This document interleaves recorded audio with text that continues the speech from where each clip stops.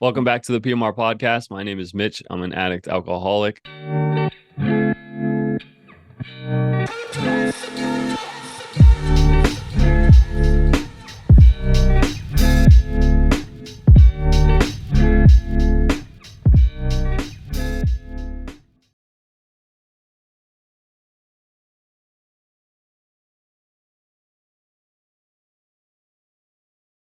Excited for this one. We are back in the crib. Andrew is in a different crib, aren't you, Andrew? Yes, I am. Thank you for noticing. My name's Andrew. I'm an alcoholic and an addict. I'm holding my mic today Yeah, because welcome. there are very limited flat surfaces in this new abode of mine. It's a work in progress. Um, the promises do come true, sometimes quickly, sometimes slowly, as they say in recovery programs. But here I am gaining a little degree of independence. Um, That's and right. I'm very, very happy about it. The reason that Mitch, I think, is laughing is because that quote I just said leads us directly into our topic for today Yeah. of anonymity. Mitch, where did this topic come from? What gave you this idea? We've been talking and we've always kept it in the back of our mind, all jokes aside. There is a reason why there aren't, well, there's a couple reasons, and this may be one of them, that there aren't that many recovery podcasts. Anonymity is one of the traditions in 12-step programs like AA and NA. And we're going to read a little bit from the big book um, and talk about anonymity and what it means, what it traditionally has been and what the book says straight up about it. You know, I think I was talking with my sponsor, talking with Andrew, talked to a bunch of people about it. It's a hard one because I understand all sides of it, and we're going to get into it. But it is hard, and it is. I think it's good that we're hyper aware to it. I think it'd be one thing if we were on here in episode one, we're like, you know, trying to sell merch and trying to Mm. sell big books and trying to, uh, push an agenda and stuff like that. I think I feel like, and my perspective on it, and it could be wrong, is that we've been genuine from the beginning. That we've brought like our experience to the table, really, and we've tried not to speak from a place of like this is what you should do. I Right. think that you and I have spoke from a place of like this is what we did and this is what we do, which falls in line with attraction rather than promotion. I feel if we're going to look at the words, like, um, I would never, and I made a post when I started the Instagram too. Someone I got one guy one day commented, like, just another Instagram recovery page, like trying to make money, like shut up. And he said a bunch of other stuff. And then Mm. I tagged one of the posts on the Instagram where it's like, I think I say something like, I never want anyone to feel like we're telling you how to recover. I never want anyone to feel like we're telling you how to do this or that you should do it. You know, we've talked a lot recently in the last couple of months about like program building, and everyone's program looks different. My program is different from Andrew's. Andrew's is different from mine. My sponsors is different from mine. And I would never want to mess with anyone else's program or what they do or how they recover. I've met plenty of people that don't do a 12-step program and that are fine. It is everyone's, like, it's your life. You know what I mean? And this is how we have chosen to, this helps my recovery doing this podcast, breaking my anonymity, if you will. I am a part of AA, but I've been a part of other programs too. But we're gonna get into it more. But I just wanted to, I thought it would be a good thing to just talk about and see what happens. Yeah, I mean, before you get into the reading,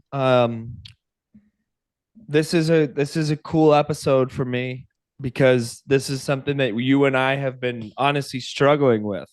Yeah. The past, well, since the beginning. Like you said, we've had it in the back of our minds since we started this whole thing that we don't we have to be very, very careful of our intentions. And we have to police our own thoughts and our actions in accordance with this podcast and with the page and everything that goes along with it. We have to police it heavily, because I'm an addict and an alcoholic, and I sometimes can fool myself into thinking that I have a better set of intentions than I do, right? Like I can disguise, um, you know, saying I want to do it for this great reason, but at the core of it, it's really for this other more selfish thing. Um, and I think the advantage is that you and I both recognize that about ourselves, and so you've kept me in check, I've been able to kind of also check your intention, and together, I think we've created something that's really healthy. And that's how what I believe. Um, Now it gets hairy with AA. It just does. Um, and this is where, like, we got to bring, you know, kind of a disclaimer and a constant reminder is that this podcast for me, like, I choose to break anonymity for myself as a recovering alcoholic. Like I am Andrew, I'm an alcoholic in recovery, and it's okay for me that anyone knows my first and last name. They know where to, find me on social media, and they can tie the fact that I'm an alcoholic in recovery to my identity. That's okay.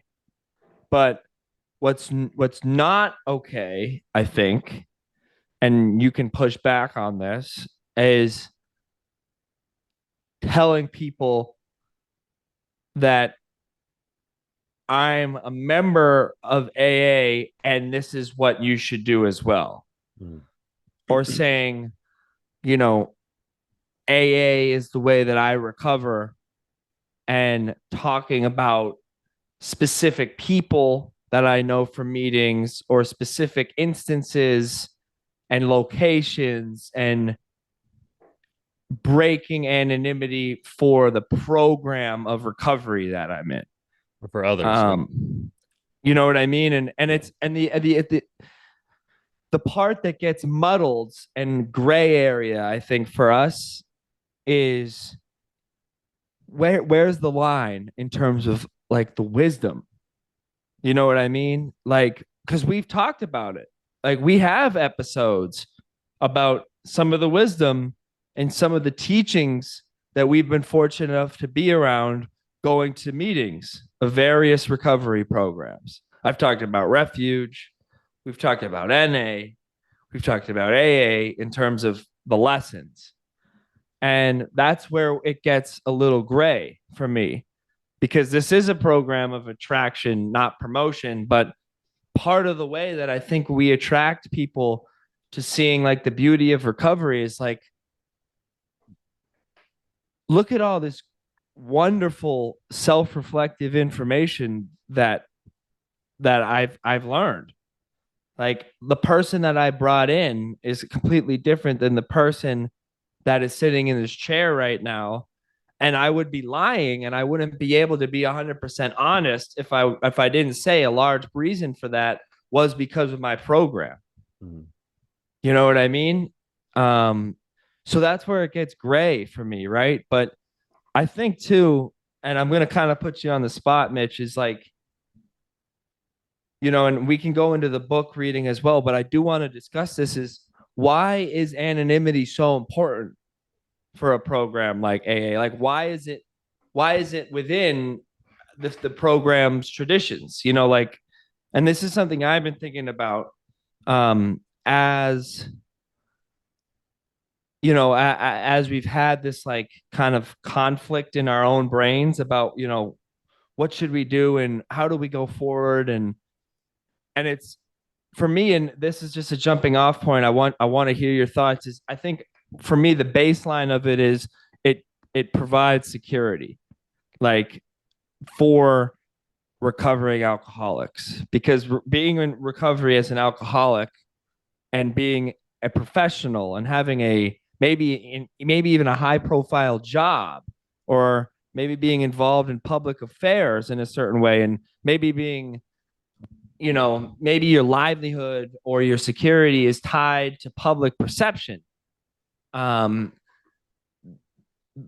the anonymity principle within, the halls and within the programs of recovery allows you to be a part of a community in recovery and feel all that it has to offer without having to sacrifice, you know, that somebody's going to go out and say, I saw so and so in this meeting, I saw so and so, and next thing you know, it's in the news, or it puts your job in jeopardy. Yeah. But that's just a starting point, I think. What do you think? No, I agree with you. I think I I have personally talked with my sponsor about this for a year. Basically at the conception of this, off and on until now. And I did look into and talk with others at my home group and stuff about the history of the anonymity.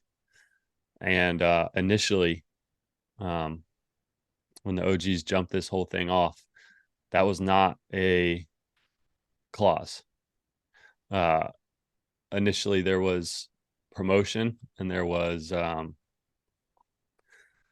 think the story is that there was like a famous baseball player at the time that like after a game or whatever, they were in newspapers then, but they were like, I'm a member of Alcoholics Anonymous and it changed my life. And they were all about it initially, about that, spreading the message that way. And what happened was people started to take the program and sell the program, um, or start their own groups with their own twists on it. So then there were people going to AA meetings that were not how uh not how Dr. Bob and the boys wanted it to, how they had made it, Bill. Um and I think they reeled it back big time after that experience. They saw people selling the program, they saw people making money off of it, saw people talking about it proudly, selling, how people will do with things that, you can make, if you can make it yours and say it's mine, you know, people will. And people did. And non-alcoholics were getting involved. So they reeled it back big time and doubled down on the anonymity and the importance of it. I think there's a lot of a big humility point to anonymity, something that we can't argue against. I think staying anonymous and letting that be like something that you do spiritually, because the program, has given me many spiritual experiences. um I think the humility point is very true, like that if you remain anonymous, because we talked about like pressures come on to us when we do stuff like this, because when we do stuff like this, we're just being straight up. If you or I were to relapse, someone from outside of the program could look at that. And this is just looking at all sides. Someone from outside the program could look at that if they were a viewer and be like, it doesn't work. Mm-hmm. I'm not going. I watched them for a year. They talked about it. They were doing well. They relapsed, because once you put it outside of those rooms, anyone can see it and anyone can have their opinion on it, you know? Um, and that's fair. And I think that clause is in there to protect members of members of the program from that. If you don't take it outside of the room, it's safe there. And it is. It always will be. It's like those meetings are a sacred place. And I think that's one of the reasons is to protect the members from people that may not understand. Yeah, I agree. Um, and I think you said something really important, which is that it provides us with humility. Mm-hmm. Um, and this is something again that you and I, as I said, we've had to check ourselves many times in this last year. Because whatever, like think about some of the cool things we've done. We've had guests on who are, people who are public, publicly known. We've strung together a year's worth of episodes. We've recorded in a studio recently. And all of this is to say like that will go to my head. Um, and now like what could happen is I could sit here and like, I got this nice microphone and we have a Spotify, like all these things could add up in my head to be like, wow, like look at me, like I'm a recovery guru. Mm-hmm. Like, and that's really dangerous. I'm closer to a relapse thinking that than I am if I'm just like, no, like I'm just a guy on a screen talking about like how what it was like in addiction and Yeah. what happened and how it is now. Yeah. And when I look at it like that as an opportunity to hear really cool people tell their stories, to chop it up with you, who I value and respect massively, and just as honestly like an opportunity to check in with another alcoholic through the week, then that's when like the authenticity of this podcast I think really has like for me has the most power. Like, and power not being like viewership or popularity, but like for for whoever's watching it, like they are going to see the real me when Mm-hmm. I'm in that headspace. But that's where it gets weird again, because we're not anonymous on this podcast. Yeah. Like our faces aren't blacked out. We don't have fake names. And it adds, if even if I keep the ego at bay, it does add a layer now of responsibility and pressure that I feel. Like, no, oh, my name is associated with this disease now in some small way. And if something bad were to happen, people would know. And I'd feel this way and this way. And that's where this like selfishness, self-centeredness can start to play in. Yeah. The more I let that cross my mind, like the more self-obsessed I'll become.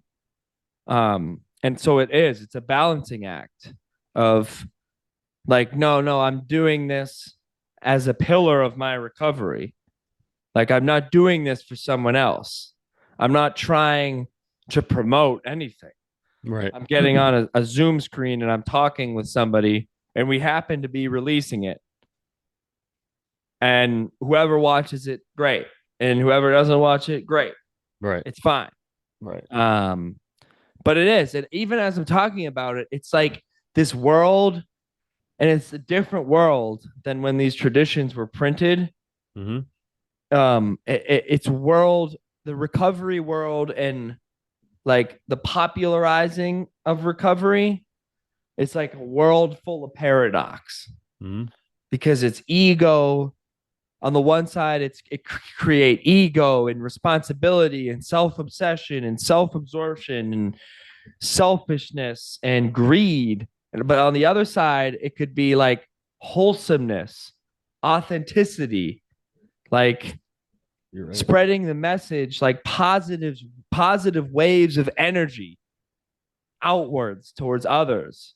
Um, and that line is fucking thin between those two things. You know what I mean? Yeah. Very I like thin. I like that you made that point. Yeah, it is. It has become popular. You know, I had a friend of a friend reach out and be like, uh, I feel like you should start, or like, no, I mean, they were saying they wanted to start like a sober bar and they're not in recovery. And I thought that was interesting. I think it's just like the recovery field, definitely mental health. It's the fastest growing. I mean, just being straight up about it. You and I both work in recovery. Mental health and addiction and stuff like that. Treatment is the fastest growing industry. You know, I mean, you can get on a call with a therapist in an hour now. You know, over Zoom or something uh, like there has been a lot of focus there, and whenever there's focus there, there's going to be people there that are there for the right intentions, or for true, let me say this, they're there for true intentions to them, when there's there people that have different, more devious intentions, you know, that don't really care if they hurt someone or whatever. So I think we let's read real quick. Yeah, get into it. Yeah. um so this is part of the 12 traditions. We'll just read the last two, because the last two really have to do with anonymity. Also, just to lighten it up here, anonymity is such a hard word for me to say. Anyways, all right. This is 11. Our relations with the general public should be characterized by personal anonymity. We think AA ought to avoid sensational advertising. Our names and pictures as AA members ought not be broadcast, filmed, or publicly printed. Our public relations should be guided by the principle of attraction rather than promotion. There is never need to praise ourselves. We feel it better to let our friends recommend us. So that's 11. And there's a Let's lot talk there. about that one. Yeah, there's a lot there. Let's talk about that one. First sentence, our relations with the general public should be characterized by personal anonymity. Right. So I hear that, and immediately I'm like, oh, crap. What are we doing? Yeah. Right. That's what, you should have seen me on Wednesday. Right.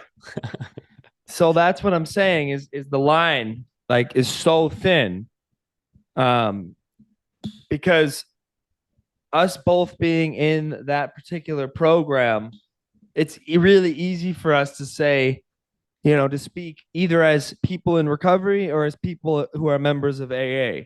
And that's the thing that maybe we haven't made clear so much in the past, but is so important, is that we don't speak on this podcast as members and authorities of AA. Right. I speak as a person in recovery. Yeah. Relaying for me what it's like day to day, in and out of the room. Yeah. And a lot of your recovery has been through AA experiences. So I like what you're saying there. Like it, and I agree. Like, we're not speaking for AA, and we're gonna have a disclaimer at the beginning of every video too. Now, like we really do at the root of it. We Andrew and I think, correct me if I'm wrong, but identify as people in recovery from drugs and alcohol. Yep. That's my baseline. And I use AA, and I've gone to NA. I'm going to an NA meeting this week, and I use many other things that are part of my program. That's really how I've chunked it now. Like, I don't just do one thing and speak from that. Like we are not allied or an affiliate or anything like that. So I think, like when it says we think AA ought to avoid sensational advertising, we're like, we're not advertising AA. I think we're speaking from our experience of being in that group. Yeah. No, I couldn't agree more. And then our names and pictures as AA members ought not be broadcast, filmed, or publicly printed. I think that when we did 12-step episodes and read from the big book, I feel like that's the closest thing, if not actually to infringe on that. And what I'm doing right now. I mean, it's kind of ironic because I'm reading from it right now, but I think Andrew and I talked about going forward after this episode, you know, maybe we don't read any, I don't know. I keep going back and forth, but it's hard. It's very, it's hard to decide. And I think it's funny because we both like kind of cringed like early on, like 40 weeks ago, we're out here doing like step meetings almost on this Zoom. And it's funny because those episodes probably helped me. They helped me hugely. Yeah. Like, and like those were probably the ones, as you said, that were the closest to infringing on this tradition. Because we're doing step work out of the book of the program. Right. Yeah. And it's hard to go back and forth on because part of me, and this is where I get mixed up in this and all this is the world has changed so much. Mm-hmm. And there's so many more young people in recovery. I think these days, like in this day, in this modern age, than there were maybe in the past. I don't have statistics on that. I have no, real authority to, to prove that, but my gut tells me that that's true. And because of that, it's hard to almost like resist the urge to be like, no, we should put this out there. Like not as in like do this, do this, do this, but like no, like some people should see this. Like and it's attraction and promotion, although they sound like so different, they're like it's hard to decide, am I trying to attract people like by my own example right now, or am I promoting this? Mm-hmm. Like It's a there's good not a question. huge difference. Mm-hmm. It's very finite, the differences between those two things. And sitting there talking about our step work is and our experience with it, is that attracting people? Is that a process of attraction because we're describing what step work did for us? Or is that a process of promotion because we're promoting step work as a means to a spiritual experience? Right. Like it's both Yeah. a little bit. And Yeah. that's where the confusion comes from, I think. You know what I mean? Yeah. 100%. I ran into this when I posted coins. Um, Mm. like when I posted my 1 year coin, I got my sponsor at the time was like, delete that. And then I didn't even pick up a coin for like, I think it was either 3 and 4 or 2 and 3 or something like that. Some of those, I didn't even get a coin because I wasn't working a program, but, I always have those thoughts when I'm posting a coin too, because like, am I posting this coin so I can get everyone being like so proud of you, you're doing so good? No, I think I post that coin so that people that are struggling can see, and that knew me or that don't know me can be like, oh, if he can do it, I can do it. That's what I got Mm. from when I went to a meeting and someone told me, I have 15 years. I was like, how the fuck, I'm gonna listen to you, you know, or I go to a meeting, some 37 years it was like Thursday night, some dude 37 years. I'm like, well, I'm going to listen to what this guy, not that I'm not listening to someone else, but if you have something that I want, if you have this beautiful life in recovery and I'm struggling, I want to learn, I want to hear your experience, Mm-hmm. and from my perspective, I think that posting my coins and talking about my recovery and how we do is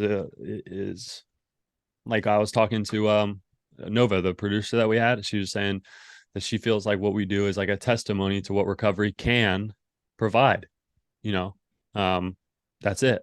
Like, you and I, we've done all these things. This is where we are now. And if you want to know how we got here, we've talked about it. Right. If that's something that you're attracted to, you can Right. do it. Um, I'm I'm working with a kid right now, and hearing you say that about the coin and about posting medallions and all that stuff, like I'm working with a dude he's a younger guy, he's in his 20s, and he's about to be at a year, right? And he doesn't want to share. He we have at Heron. He's at one of our sober houses, and he genuinely is like, I don't want to share. Like I don't. We have a system where like when you're at a year, when you're at 2 years, like you'll share in front of the community of inpatient guests, Hmm. Other people can come, like family can come. It's usually like a pretty cool scene. You have people who are really early stages in recovery, maybe fighting it, maybe, don't want to, for whatever reason, they think they're better, their best days are still in front of them with drinking or whatever, and they want to get back out there. They're kicking and screaming. And then you have family and friends of this person celebrating an anniversary, and all these like impatient guests can see, the effects that sobriety has had on them. And it's really cool. Um, and then, you have the speaker who's getting his or her medallion. And also just the whole vibe is really like pretty powerful. And this kid is like, it's like, Andrew, I'm not doing this. Like, I don't want to share. Like, I'm nervous. I don't like, I just get my medallion and just like whatever. And I'm like, dude, like you're not sharing for you. You're Hmm. sharing, you're sharing for, the kid who, the 22-year-old kid who just came in, who's, who's struggling and who doesn't think they belong there. You're being a service. You're sharing, for your mother who's going to be in attendance, like, who just will be overcome with joy to hear about where your journey has taken you in the last year. Like, you're sharing to give hope to the newcomer and to the people that are connected to you. Hmm. It's not about you. Right. And that's like, again, when this pod and when we are at our best, that's what we're doing it for. Like, we're not doing it for us.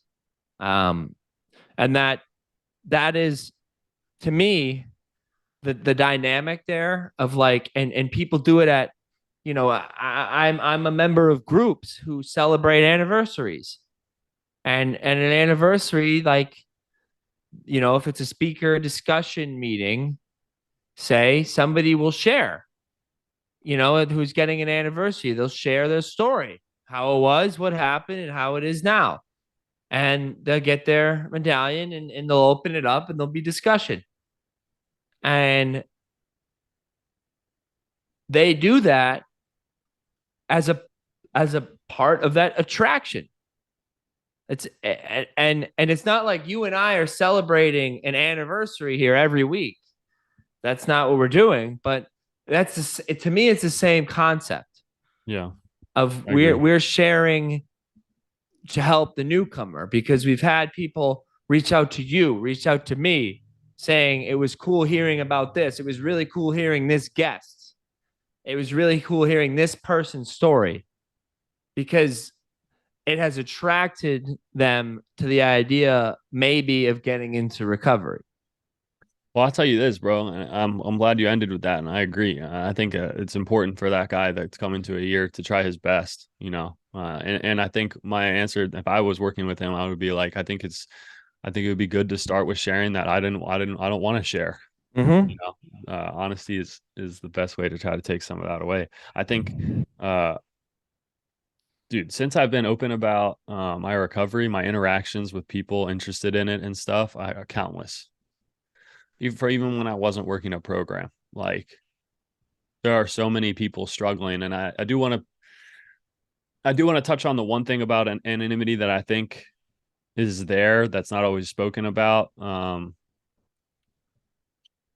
I think this is more of an outside, maybe ignorant perspective, but I feel like the shame piece of anonymity uh, is there. I It think that exists. yeah, I think it exists. I definitely felt it more when I was earlier, um, and uh, that one is interesting because mm,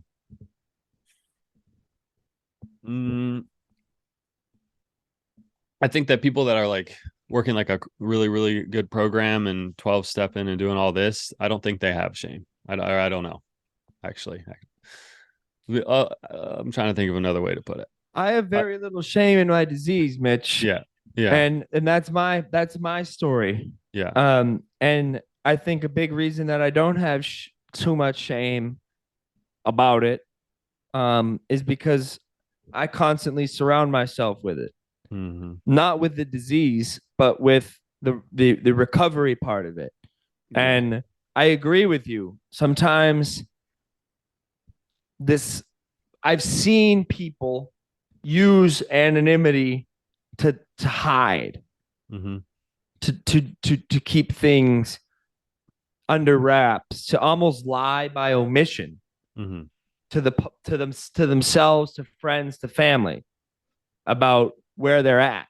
Where, like, have you ever, like, when I was early, and I was just out of treatment, and I went out with some friends who didn't really know what the situation was, and I was offered a drink, and I said no, and they said why, and I said I'm just not drinking tonight, Mm-hmm. and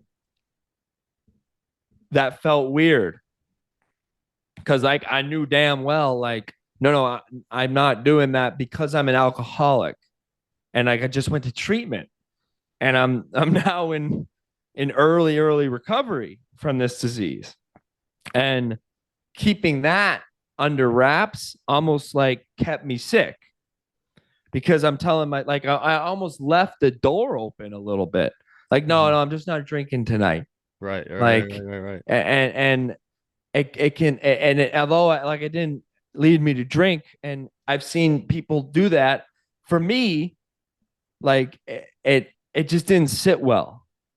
And instead, now at this stage, like, working in recovery, doing this with you every week, like, I'm going down to a college. I'm going down to University of Tennessee Southern in 2 weeks to speak on this disease to student athletes. Mm-hmm. Like, if I didn't do that, then and I didn't, if it wasn't part of my identity, not my whole identity, because I'm a whole person, but if it wasn't part of my identity and part of the identity that I let people see, then I think it would keep me sick. Mm-hmm. And that's my own experience. I agree with you, bro. 100%. I mean, that really is close to the crux of why we're doing what we're doing for me. I think more openness, less stigma, you know.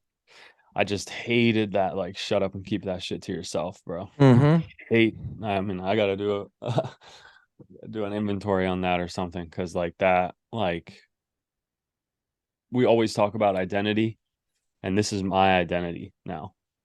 It's part of it. My recovery is part of my identity for sure. This is how I identify, and I'll stand on that, with other people that identify as that too. I just wanted to read the last part here out of the book for Yeah, get 12. into it. Um, and finally, we of Alcoholics Anonymous believe that the principle of anonymity has an immense spiritual significance. It reminds us that we are to place principles before personalities, that we are actually to practice a genuine humility. This to the end that our great blessings may never spoil us, that we shall forever live in thankful contemplation of him who presides over us all. And as we talked about that a little bit, the humility piece, um, that we are actually to practice a genuine humility.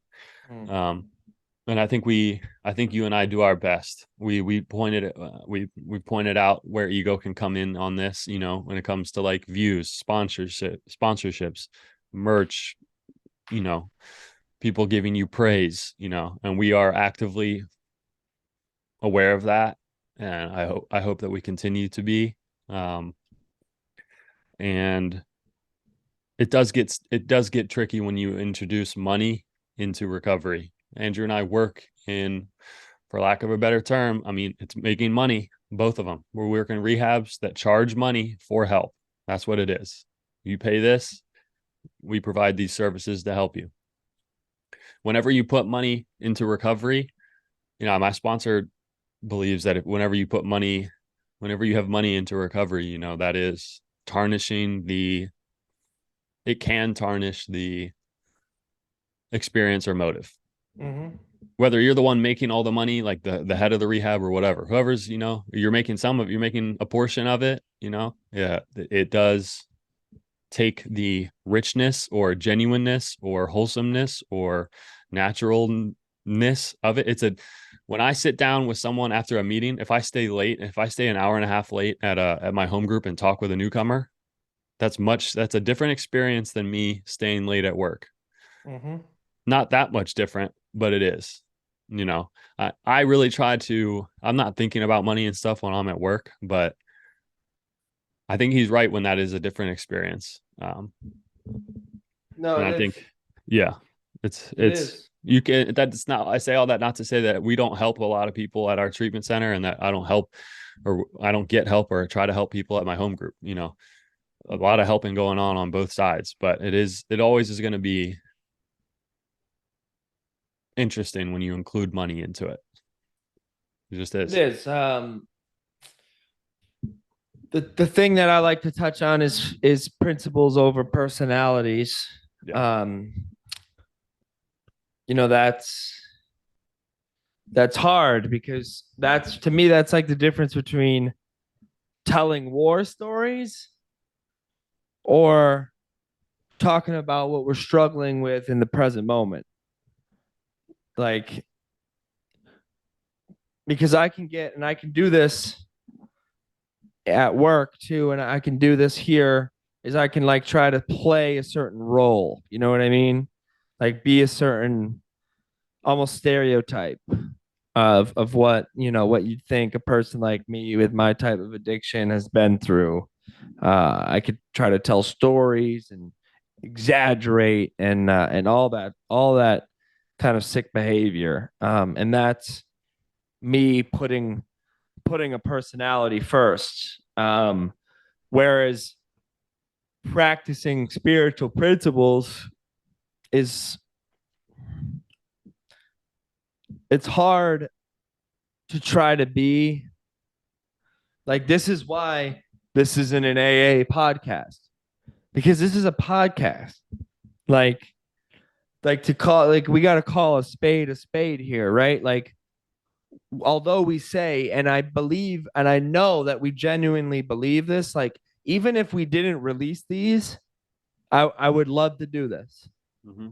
because it would be an opportunity for an hour every week, just like, dare I say, a recovery meeting.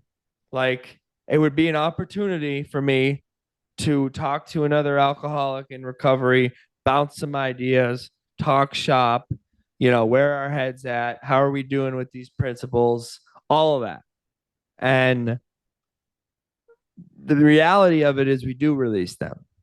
And the reality of it is, although we don't like gear our material. I mean, we're on a podcast right now talk about anonymity. Obviously, we don't gear our material towards like, oh, I want this to blow up and be the most like this needs to be the most popular thing on the fucking internet. Yeah, no, That this is what we needed to talk about today. You know what I mean? yeah, Right. I agree. exactly. But within all of that, there is an aspect of like, oh no, like we bought mics, like you have a page, we have Steve-O working on editing. Like we want it to look good. We want it to be crisp. We want it to flow. We would like a couple people to watch it. Dare I say. So Yeah, because of that, like obviously there's a degree of like this is not an entertainment form, but this is a public released like show. This is not just, a private conversation. And because of that, obviously, that's when the wires getting crossed with AA start to become a problem. Because that's the nature of what this medium, this press medium is in direct contrast to some of the principles of AA, which is why we make this disclaimer that this isn't about AA. This isn't a promotion of AA. This is This is a recovery podcast. And I think by doing that, it allows us to be more open, because there's no rule in recovery at all that I got to be anonymous. In recovery from addiction for Andrew Staley, there is no goddamn anything saying anything about anonymity. And I hold myself to that. I'm not anonymous. And I can be when it's for the greater good of a program that I'm in. I can hold the sanctity of that program sacred. But my own recovery is, to be honest with you, completely different in terms of that. You know what I mean? And that's what I think allows this podcast to be what it is. You're spitting there, bro. God damn. Yeah, I agree with that 100%. That's a great point. I mean, I completely agree with you. I think I think it's just like we obviously care a lot. I obviously don't want to have a conversation with my sponsor or with you and feel like, oh, we did this last thing for the last year just to get ego trips, just to get clicks and likes, just to get praise, you know. I I was feeling that way a couple days ago before I talked with you and talked with others. You know, I was like, damn, did we really just do this? Are we really just doing this for ourselves? Are we really just doing this for some psycho ego thing? You know, no, I, I just like, everything you said is 100% true. And, we're producing a show. it would be much. And also I'm also thinking like, if if I did this by myself, I would probably be at this point fucking selling t-shirts, fucking jumping on here, enter a discount code, you know, like, because I have you and I have others, you know, we keep each other in check and keep it real the whole time, you know, like, we're doing the best we can. You know what I mean? We're doing the best we can at work. We're doing the best we can on this. We want to provide something that's genuine, real, authentic. If you relate to it, you do. If you don't, you don't. You know, I'm not trying to step on toes. I'm not trying to make money off anybody else. I'm trying to share my experience. I'm trying to hear other people's experiences because that helps me. And it's recorded. You That's know, it. like, if it grows, it grows. If it doesn't, it doesn't. And a lot of what spurred this is, you know, working with someone that's out in LA. You know, we had that big studio and that was an amazing experience. And we look forward to working with them, you know, but it was our first big introduction besides the Clean Cause thing, which is still active. If you want Clean Cause, Mitch 20 at discount. 2 on the nose. Anyways, um, whenever we have, like, you know, whenever money's going to come, if money comes into this and decisions have to be made on this, that, and the other, I feel safe knowing that people that are making those decisions will be Andrew and I and Steve-O and other people that are a part of this that have the same grounded intentions, you know.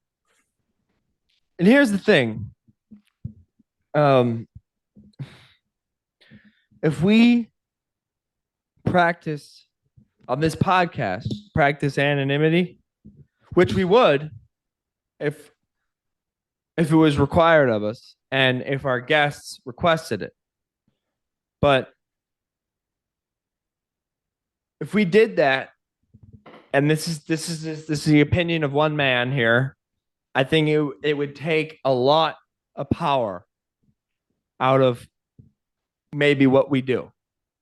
And that's what that's to say is, like, if we're trying to attract people to recovery, if that's part of maybe some of the side effect of making these, then it removes a lot of the wind from our sails if we're not comfortable giving our names, showing our face when we talk about these things. That's true. And that's just for me. I Like, agree.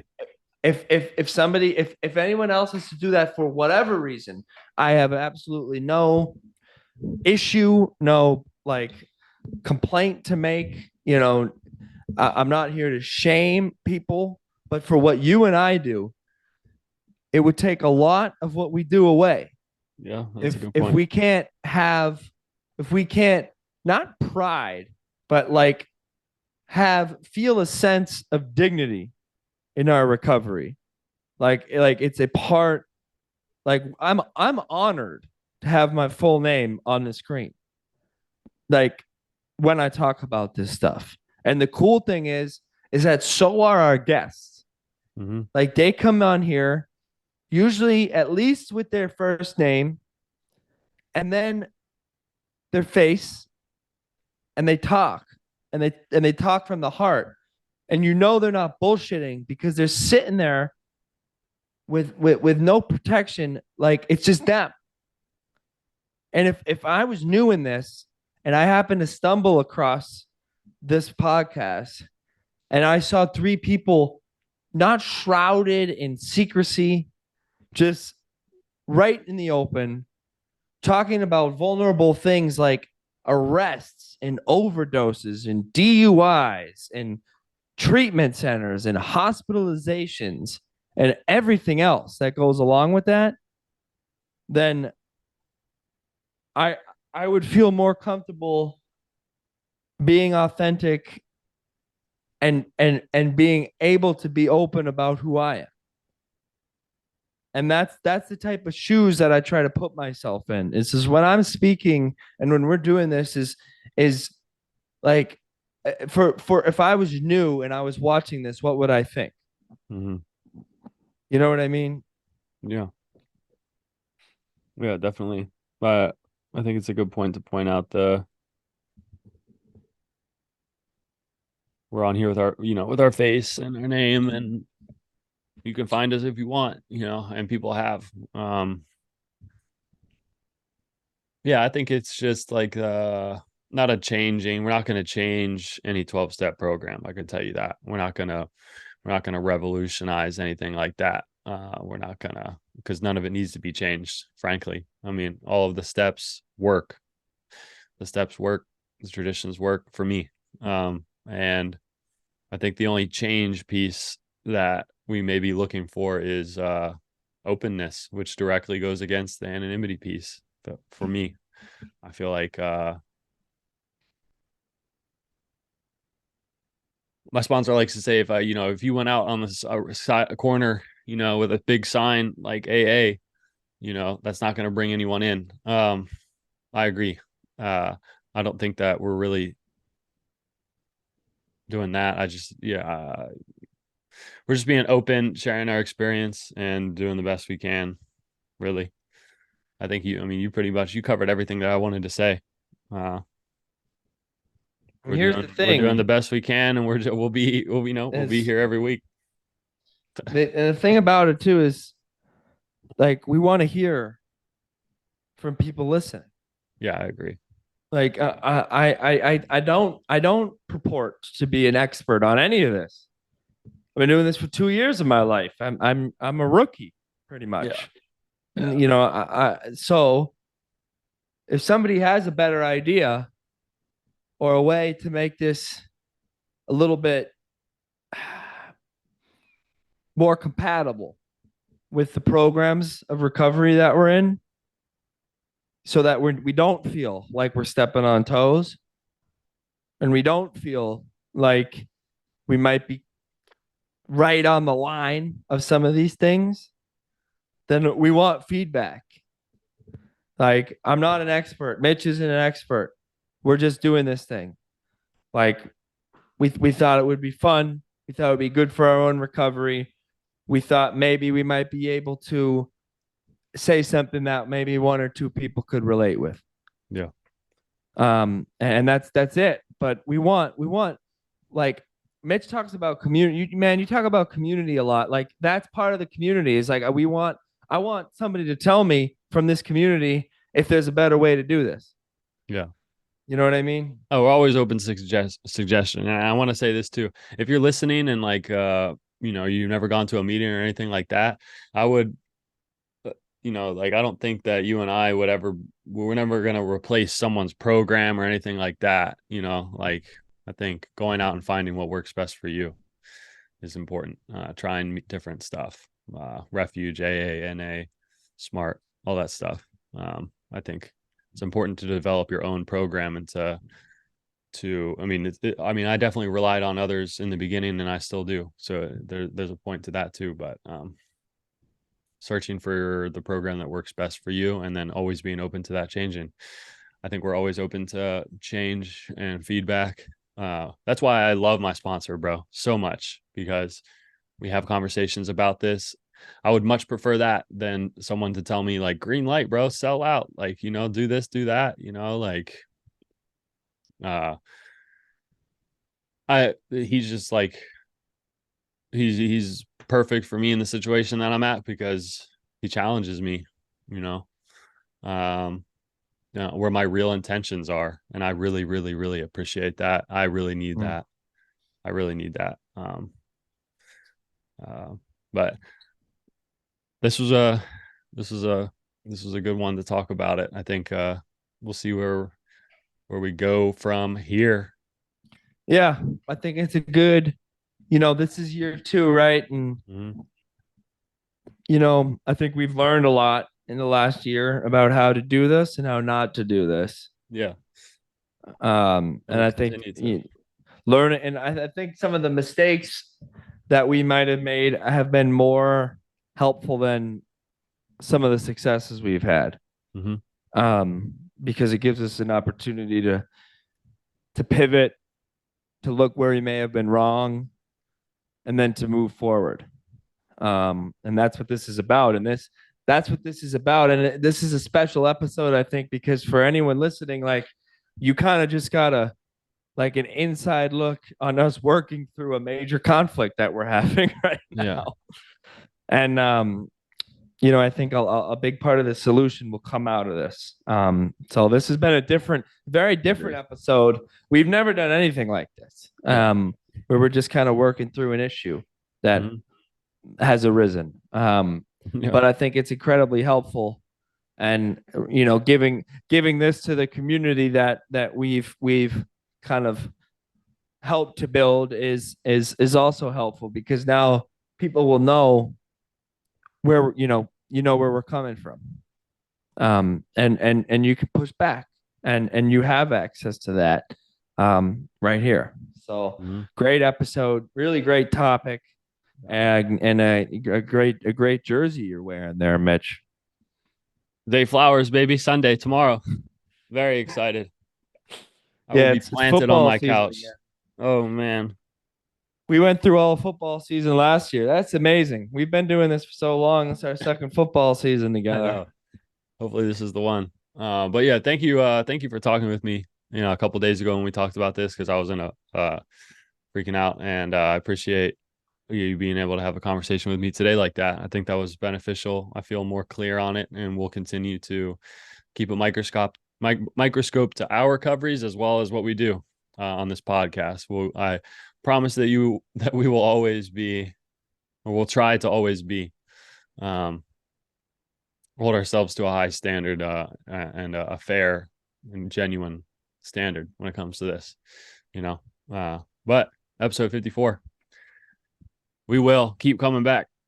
Keep coming back. Appreciate it, Mitch. Great Clean episode. Cause is a pretty awesome company. They sell yerba mate drinks. The founder is in recovery, and they put 50% of their net profits back into those struggling with addiction and alcoholism. Absolutely love their company, absolutely love their message, and very thankful for them to partner with us. If you're interested in getting some, you go to their website, cleancause.com. All right. When you're checking out, you're going to enter in Mitch20 into the discount code area, and that's going to get you 20% off on these fire drinks. Right now, I got that cherry lime. All right. Enjoy this week.